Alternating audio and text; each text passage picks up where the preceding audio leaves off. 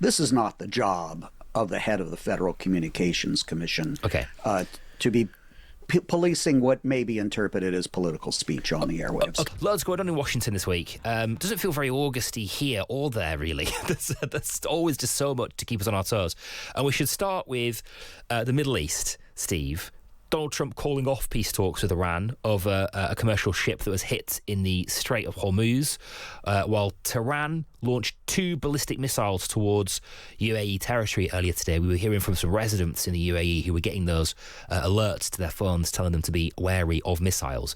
Speaking to the media earlier today, Trump commented on threats to bomb Iran and if it interferes with US efforts to claim sovereignty over the vital oil waterway, the Straits of Hormuz.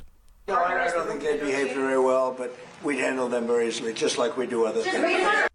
That was yesterday, actually, wasn't it? Him talking about the Strait of Hormuz. Well, the negotiations are deadlocked. Tehran is refusing to reopen the strait unless Washington lifts its naval blockade and pulls troops out of the region. Around and around and around we go. Where are we tonight in terms of sort of like talks are concerned, Steve?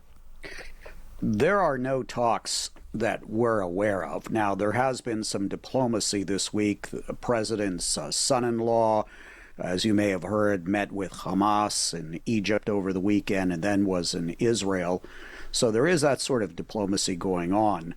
But I think really what we're seeing out of the White House now, at least the public messaging from the president, is all is well. There's nothing to see here.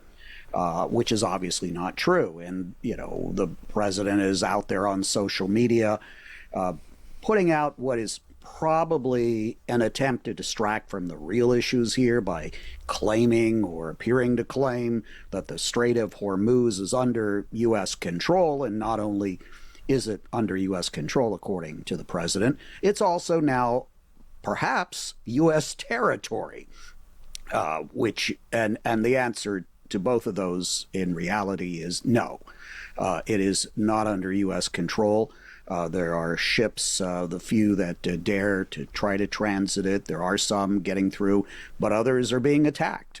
And obviously, the president cannot unilaterally declare that a body of water around the world, on the other side of the world, is suddenly part of the United States. Yeah. No, that doesn't seem unreasonable. Have we heard anything from the White House or any kind of response after Iran launched these ballistic missiles towards the UAE? I haven't seen anything. Now, you may remember that there was a comment yesterday by the president where he used an expletive to say what he was going to do to Oman if it got in the way. Oman, of course, has been very involved in quiet diplomacy, trying to settle things down. And it's just a big mess, I think, is something that anybody would agree with who's an objective observer of what's going on. We were talking just about the midterms earlier and the primaries that are happening at the moment. Tuesday by Tuesday, there is a primary happening in America at the moment, isn't there? And sort of quite curious to see how this story in particular is bleeding into those primaries and what kind of indicator that gives us as to how it may bleed into November's midterms. What's your gut telling you? Your radars saying there, Steve, on that? Well, my caveat is always, in regards to the primaries, not to read too much into them. You get out the loyalists in both parties, and they tend to go more towards the extreme, both in the rhetoric of the candidates and the response of the voters. And then in the general election, which will be in November, you have to come back more towards the middle. But the Republicans are acknowledging that they're probably going to lose the House of Representatives, and they're hoping to retain the Senate. But a lot can happen still. I would think that the Republicans need to be extremely worried if we still have the same situation in the Middle East, the same situation with the economy, and the same, including gas prices, by mid-October, when you start to see some early voting. And and that's really going to be the absolutely critical period. There is still time for the president and Republicans to turn it around, although we're hearing about some frustration from Republican leaders in the president with his messaging and the fact that he's not really doing very much to help their candidates get elected in November. Right. Yeah. Okay. That's interesting. Let's move on, because there's another story that it's not going to get loads of pick up in the UK. But it's bubbling and it is interesting because ABC, the media network, has launched a major lawsuit against the US Federal Communications Commission, that's the FCC in America, alleging that the agency. So, sorry. Yes. Well, go on. You tell me the story, Steve. Go on. Well, I was just going to give a little background on this. This has been festering for a while, where we have a head commissioner, the chief of the Federal Communications Commission, who was appointed by the president. There's only 3 commissioners now, 2 Republicans, 1 Democrat, who has been very aggressive and being Carr. the president's bulldog. Brendan Carr, yes, who is attacking broadcast entities in the United States who are perceived as being critical of the president, or having comedians on the air who may be critical of the president.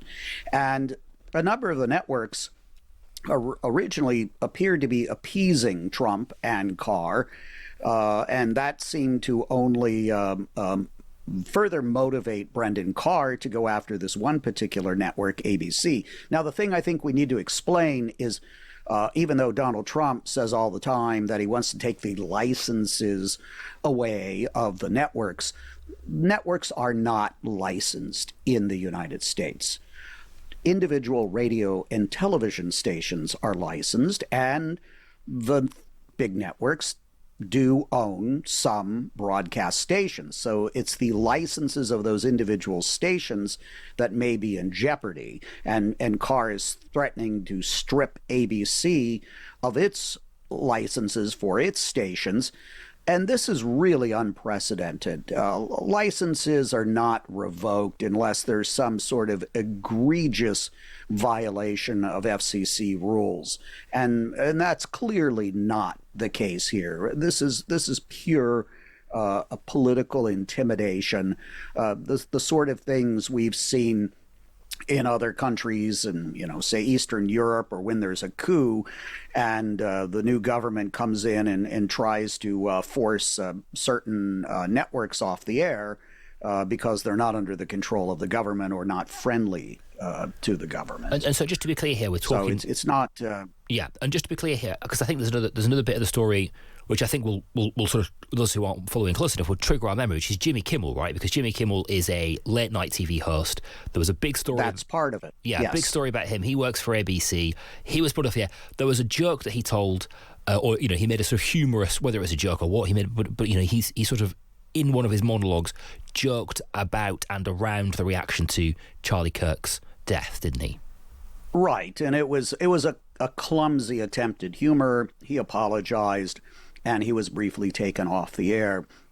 But the FCC commissioner has also complained about a morning daytime chat show called The View, which has several women as the co-hosts.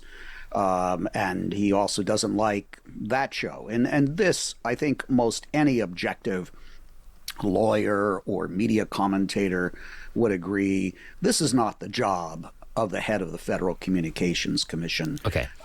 To be policing what may be interpreted as political speech on the airwaves. Okay, and you say, Steve, that it's intimidation, is how you've described it, political intimidation of media outlets. And I suppose the idea is that it makes people second guess. It makes them think twice about the coverage that they do and the things they say and all that sort of stuff. Are you sort of seeing that happen? Are you feeling that in American media, that it's sort of being molded in Trump's image?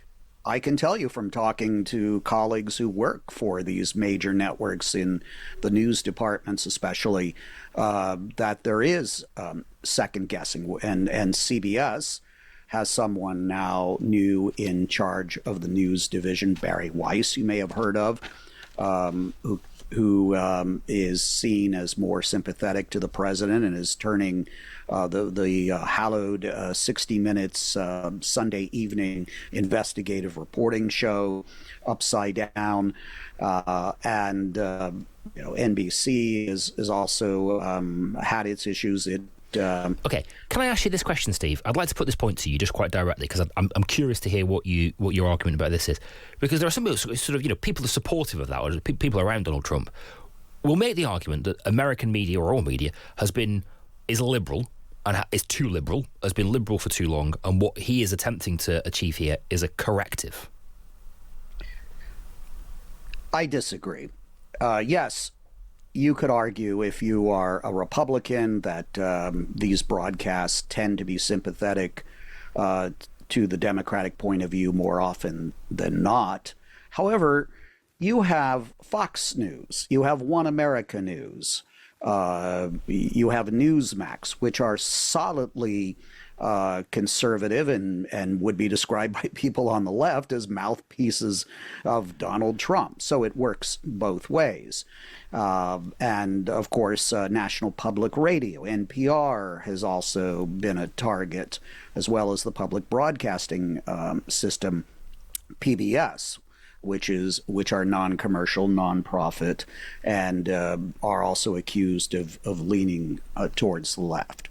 But whether a network, a newscast, leans to the left or leans to the right or is in the center, and that's sometimes in the eye of the beholder, that's not illegal. That is no reason for the Federal Communications Commission to threaten broadcast licenses. Right. So, do you know, it's a really compelling argument, that, isn't it? Is that it doesn't matter what you think about the American media landscape, because there's no law to prevent it being a certain way. And actually, I suppose the laws that protect conservative speech, in theory, protect left and liberal speech. And so those two things there's a yin and a yang involved in those two things, isn't there?